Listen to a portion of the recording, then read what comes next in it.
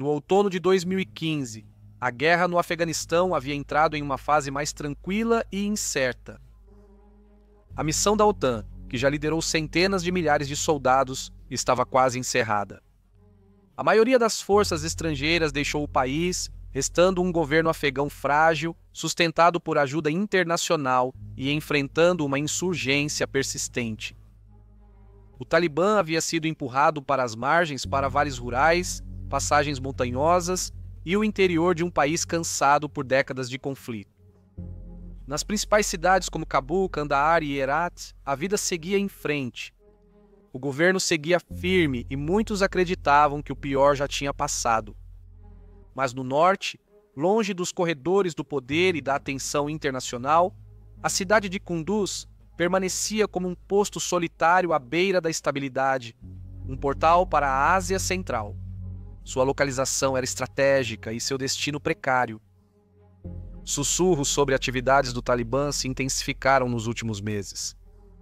Havia rumores de combatentes se movendo pelo interior, de células adormecidas esperando um sinal. Pouco antes do amanhecer, em uma manhã de fim de setembro, o silêncio foi quebrado em Kunduz. Um ataque repentino, coordenado e implacável levaria as forças afegãs ao limite. Esse ataque a Kunduz foi uma demonstração de força e o retorno do Talibã ao poder, ou foi uma tentativa desesperada final de tomar o controle? Um último suspiro para o Talibã? Bem-vindo ao Guerras do Mundo.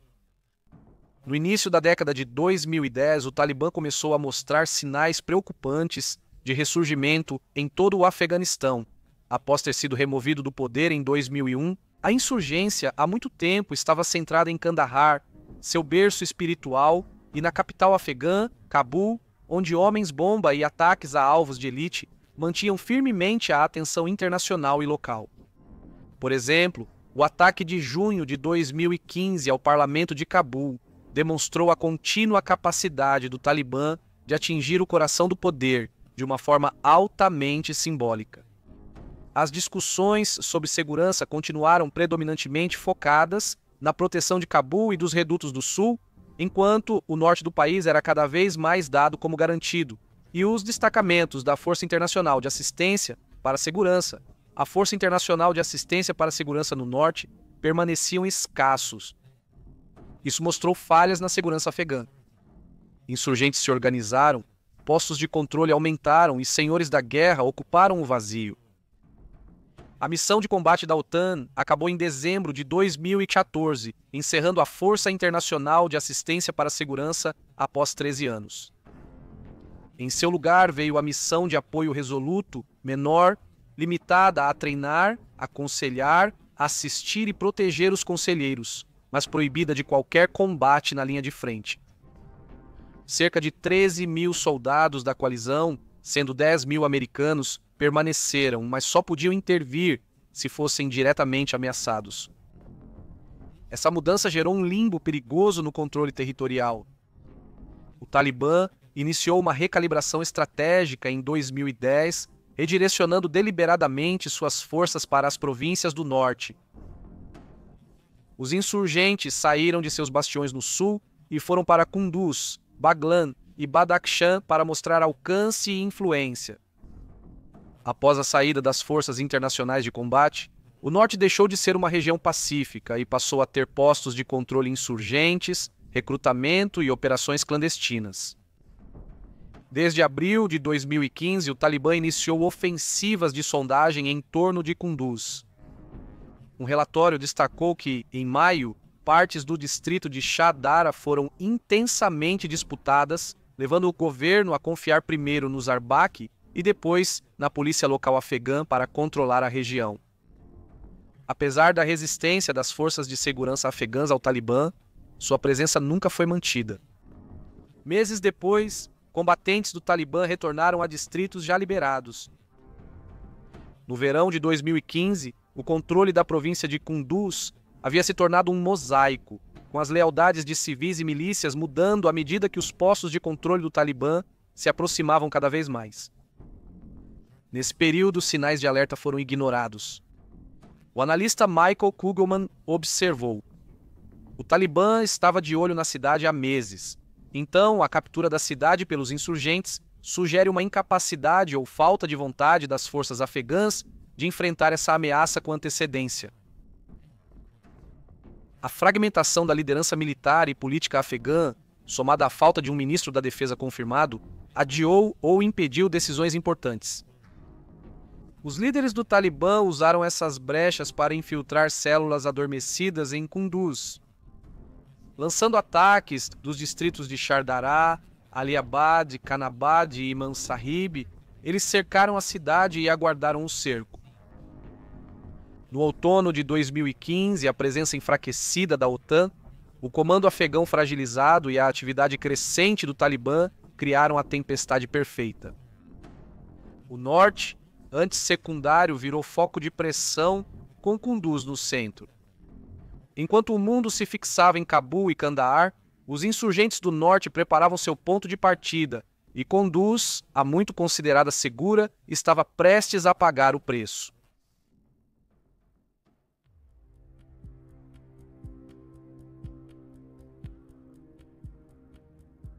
Na madrugada de 28 de setembro de 2015, enquanto a escuridão antes do amanhecer pairava sobre Kunduz, insurgentes talibãs lançaram um ataque meticulosamente coordenado. O ataque deles veio de pelo menos 3 direções: Shardara a oeste, Aliabad ao sul, Kanabad a leste e Imam Sahib ao norte, sinalizando uma rara convergência estratégica no conflito afegão. Em poucas horas, os acessos norte e sul da cidade foram bloqueados por postos de controle inimigos, interrompendo movimentos do governo e suprimentos.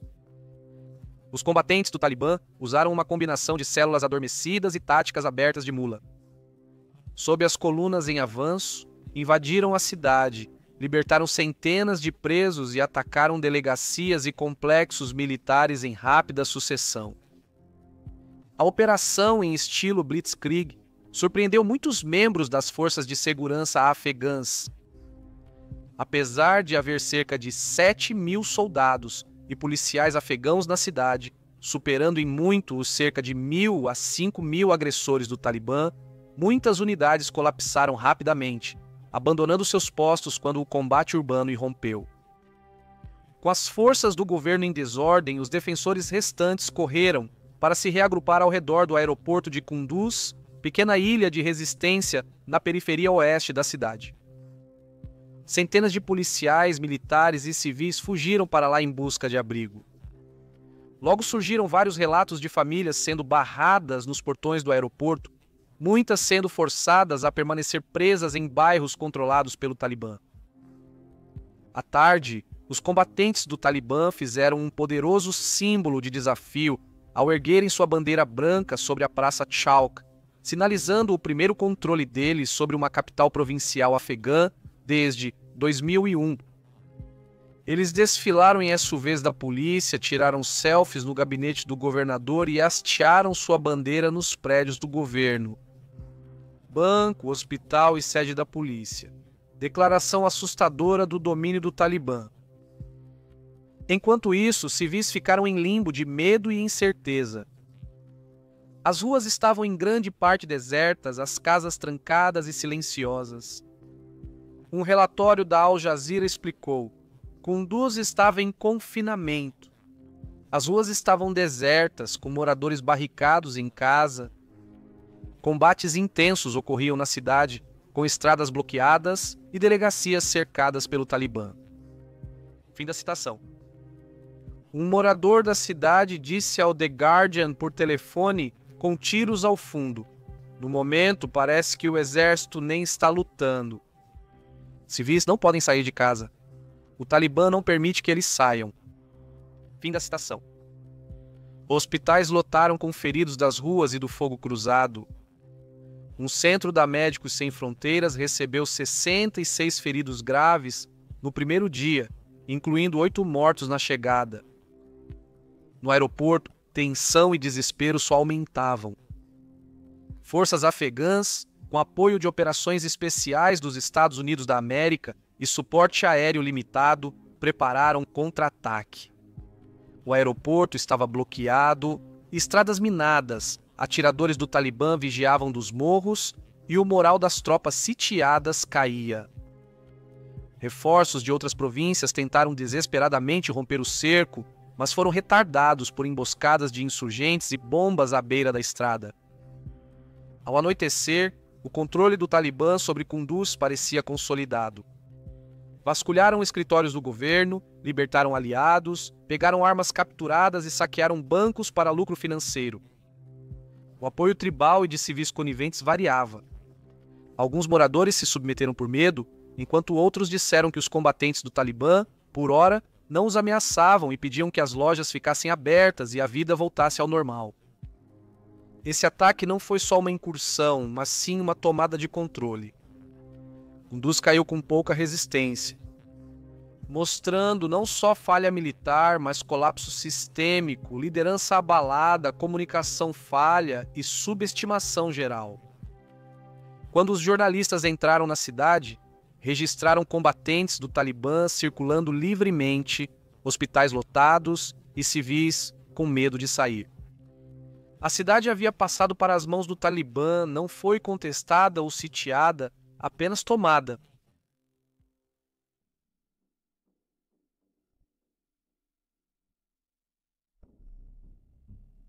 Com o Talibã controlando Kunduz, as forças do governo afegão foram forçadas a uma posição defensiva precária no aeroporto local.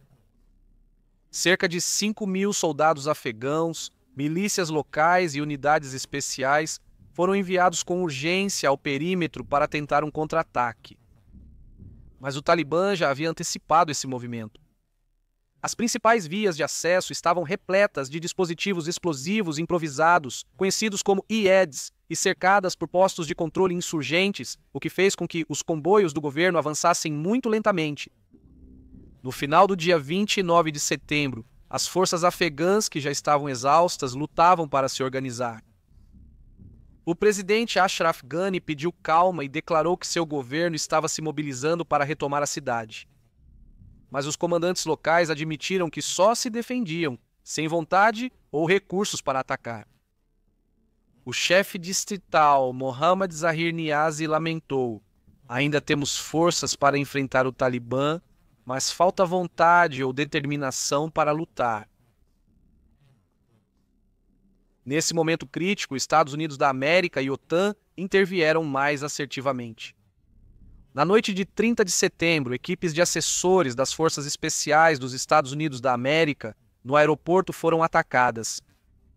O coronel Brian Trebus, porta-voz da missão Apoio Resoluto, confirmou a legítima defesa e que até 100 operadores especiais dos Estados Unidos da América apoiaram soldados afegãos em um dos primeiros confrontos terrestres desde 2014.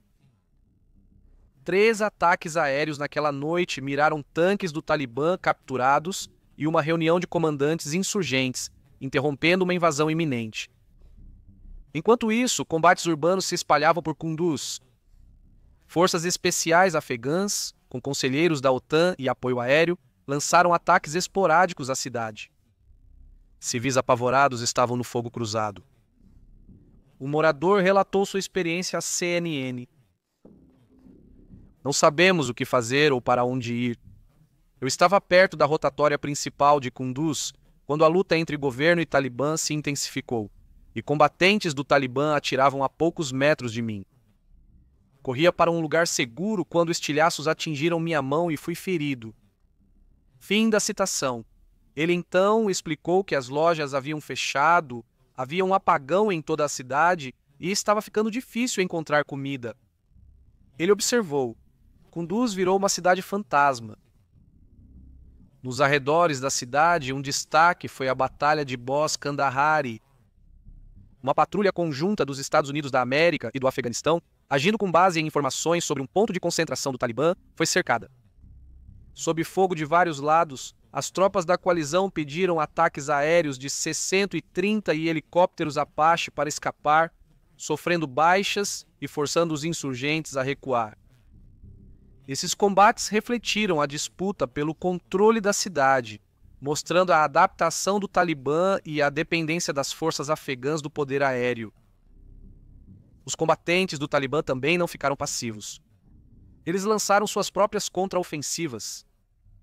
Enquanto as tropas afegãs avançavam, militantes revidavam com emboscadas e bombas nas estradas.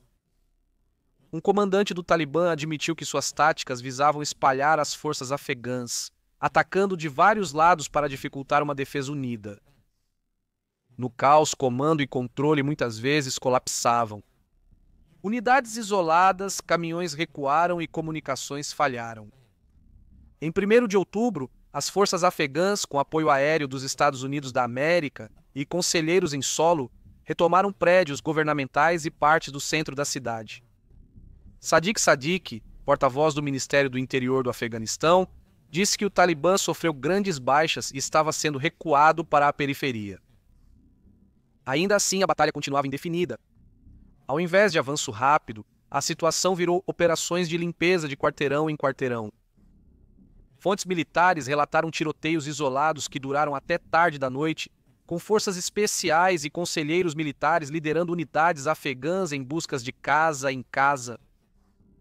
O aeroporto seguiu como principal ponto estratégico. Sem ele, retomar a cidade seria impossível. Os combates causaram pânico e privação aos civis afegãos.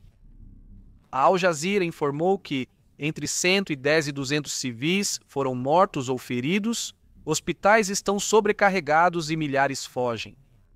Uma gerente de estação de rádio local, Sadiqa Shiza, disse, abre aspas, estamos com medo de sair de casa, com medo de sermos espancados pelo Talibã. Não há eletricidade, água e as lojas de racionamento estão fechadas. No final do dia 1º de outubro, as forças afegãs, embora machucadas e desgastadas, haviam retomado o controle de grande parte da cidade de Kunduz.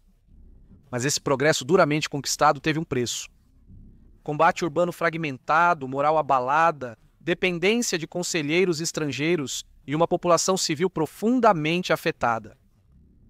Os combates se seguiram esporádicos até meados de outubro, mas o que marcou o cerco foram o contra-ataque desesperado do aeroporto, a entrada das forças especiais dos Estados Unidos da América e a violência nas ruas nesses primeiros dias. Isso escancarou tanto as fragilidades militares afegãs quanto o quanto sua sobrevivência dependia do apoio internacional. No entanto, logo seriam as ações por parte dos militares americanos que colocariam Kunduz em destaque, gerando escrutínio e indignação internacional.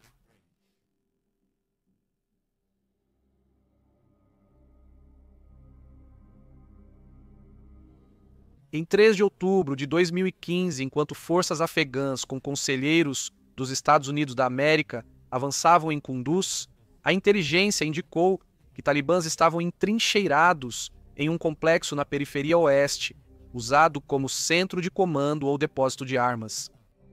Os militares dos Estados Unidos da América autorizaram um ataque com uma aeronave AC, um 30U Spectre, projetada para apoio aéreo de alta precisão em combate urbano. O objetivo era eliminar as posições dos insurgentes e proteger as tropas afegãs que avançavam próximas ao prédio da Direção Nacional de Segurança. A tripulação da aeronave americana recebeu coordenadas e descrição do alvo das forças especiais afegãs. No entanto, essas informações de inteligência se mostraram fatalmente falhas. A aeronave chegou ao centro-leste de Kunduz pouco antes das 6 da manhã. O equipamento de navegação havia falhado, os sistemas de comunicação estavam fora do ar e a tripulação acreditava que tinham sido atingidos por um foguete, o que os forçou a sair da rota planejada. Nessa confusão, eles confundiram o Centro de Trauma dos Médicos Sem Fronteiras, localizado a cerca de 300 metros do alvo pretendido, com o complexo inimigo descrito no briefing da missão. Entre 06 horas 08 e 07 horas 15, a aeronave de ataque lançou uma rajada de canhão de 105 mm contra o hospital, bombardeando-o por mais de 1 hora e disparando 211 projéteis. A explosão destruiu a unidade de terapia intensiva, salas de cirurgia e enfermarias onde 105 pacientes e 80 funcionários buscavam refúgio. Funcionários e pacientes viveram um pesadelo. O Médicos Sem Fronteiras relata uma cena devastadora. Nossos pacientes queimaram em suas camas. Nossa equipe médica foi decapitada ou perdeu membros. Outros foram baleados enquanto fugiam do prédio em chamas. Fim da citação. Heyman Nagaratnam, o chefe de programas da Médicos Sem Fronteiras do norte do Afeganistão, descreve sua experiência enquanto os sobreviventes corriam para os bunkers sendo perseguidos pelo bombardeio. Citação: as bombas caíram e então ouvimos o avião dar a volta. Houve uma pausa e mais bombas caíram repetidamente. Ao sair do escritório, o prédio principal do hospital já estava em chamas. Quem pôde se moveu rapidamente para os 2 abrigos do prédio em busca de segurança. Mas os pacientes que não conseguiram escapar morreram queimados enquanto estavam deitados em suas camas. Fim da citação. Quando o ataque aéreo terminou às 7h15, ao menos 42 pessoas morreram, entre elas 24 pacientes, 14 funcionários e 4 civis, além de dezenas de feridos. Antes do ataque, o hospital já havia compartilhado várias vezes suas coordenadas de sistema de posicionamento global com autoridades dos Estados Unidos, da América, Afeganistão e OTAN. Médicos Sem Fronteiras afirmou que só havia civis feridos no hospital e nenhum combatente do Talibã usava o local como abrigo. Mesmo com essas precauções, o bombardeio ocorreu. A equipe dos Médicos Sem Fronteiras fez vários chamados urgentes ao quartel-general do Apoio Resoluto. Mas mesmo assim, o bombardeio não parou. O ataque prosseguiu por 17 minutos após o primeiro aviso ao quartel-general militar. Mas, nesse momento, o AC-130 já havia concluído o ataque. Médicos Sem Fronteiras classificou o ataque como crime de guerra e pediu investigação independente. Uma investigação oficial do Exército dos Estados Unidos da América ocorreu em novembro, liderada pelo general John Campbell. Ele descreveu o evento como um erro trágico, atribuindo o desastre, abre aspas, a erro humano agravado por falhas de sistemas e procedimentos, fecha aspas. Ele também menciona alvos identificados incorretamente, falhas de comunicação e falta de dados de áreas proibidas na aeronave. A investigação mostrou que, embora as forças afegãs tenham pedido apoio contra o Talibã perto do hospital, a decisão de bombardear a área foi dos Estados Unidos da América, feita sem total consciência situacional. A reação internacional foi furiosa e as consequências foram imediatas. Médicos Sem Fronteiras evacuou toda a equipe e fechou seu único hospital de traumas no nordeste do Afeganistão. O diretor-geral da Médicos Sem Fronteiras, Christopher Stokes, declarou, abre aspas, parece que 30 pessoas foram mortas e centenas de milhares de pessoas estão sendo privadas de cuidados que salvam vidas em Kunduz simplesmente porque o Hospital da Médicos Sem Fronteiras era o maior prédio próximo a um campo aberto e correspondia aproximadamente à descrição de um alvo pretendido, fecha aspas. As autoridades dos Estados Unidos da América impediram o voo e detiveram membros da equipe de operações especiais aguardando novas medidas. Apesar do pedido de desculpas de Obama e dos relatórios internos, a Médicos Sem Fronteiras considerou a investigação militar insuficiente e exigiu apuração independente pela Comissão Internacional de Fatos Humanitários. O bombardeio do hospital de Kunduz fez mais do que destruir um prédio. Ele destruiu a confiança na alegada adesão da coalizão ao direito humanitário internacional. Prejudicou o apoio médico aos feridos e lançou uma sombra sobre futuras operações humanitárias em zonas de conflito no Afeganistão e além.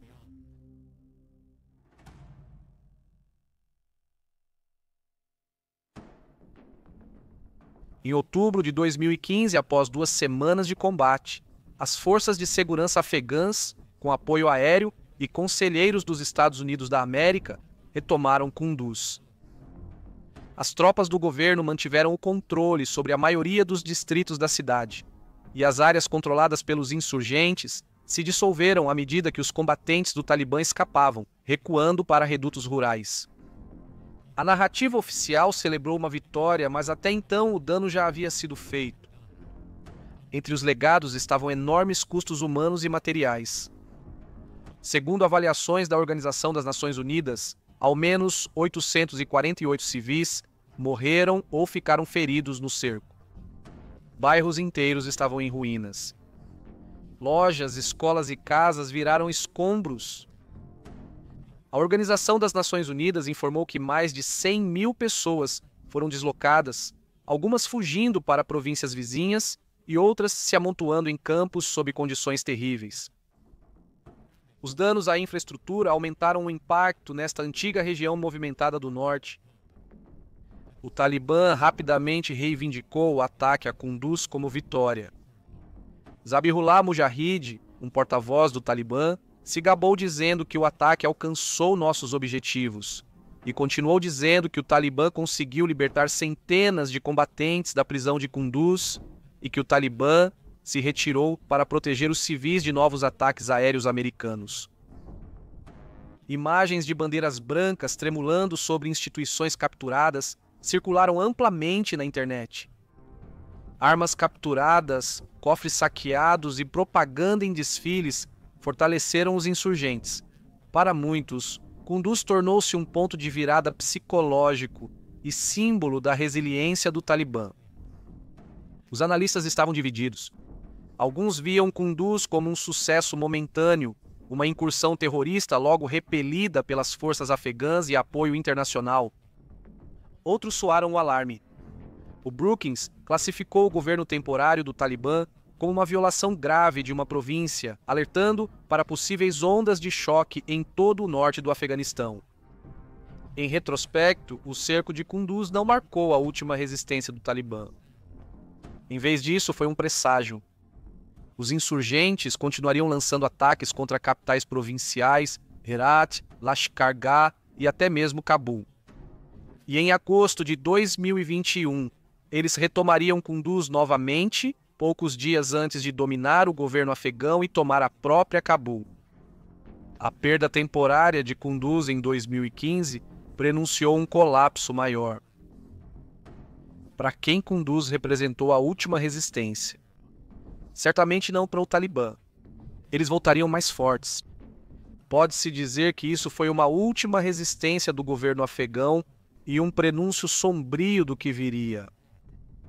Embora o Talibã tenha recuado sob pressão, o grupo usou a breve ocupação para mostrar sua força duradoura e seu alcance organizacional. Os eventos de Kunduz em 2015 não foram o fim para os insurgentes, mas um rascunho do desfecho que ainda viria.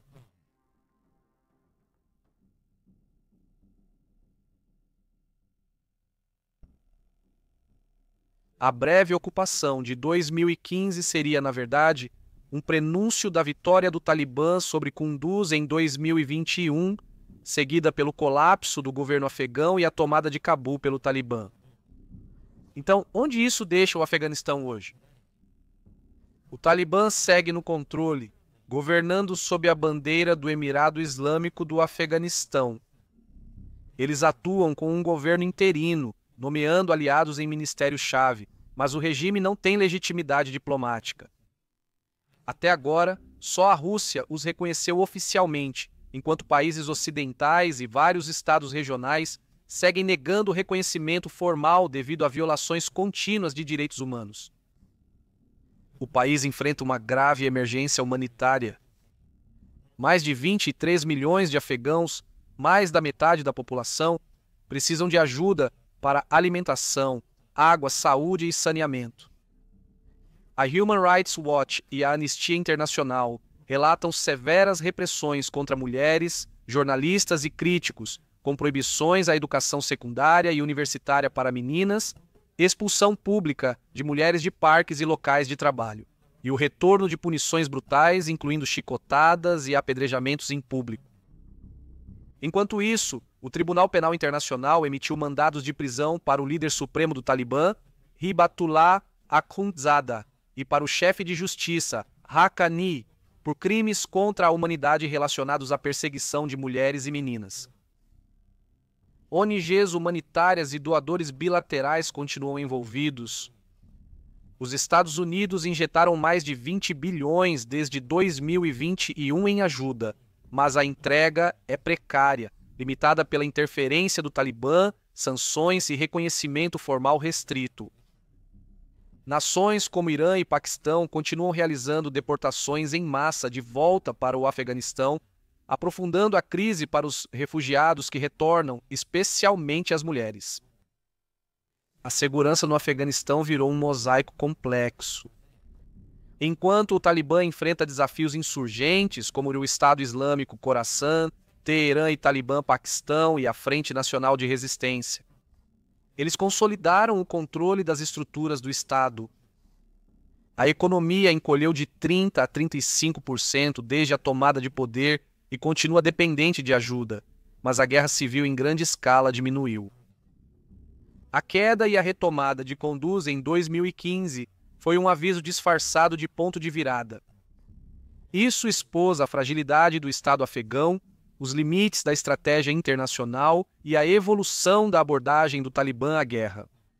Ainda assim, mesmo naquela época, poucos poderiam ter previsto que apenas 6 anos depois, o mesmo grupo retomaria não só Kunduz, mas também a capital Cabul, e reassumiria o controle de todo o país. Hoje, o Talibã governa mais uma vez, mas o governo deles é marcado pelo isolamento, prejudicado por sanções e definido pela repressão. Embora o cerco de Kunduz em 2015 tenha terminado em vitória para o povo afegão, até hoje o futuro deles permanece incerto.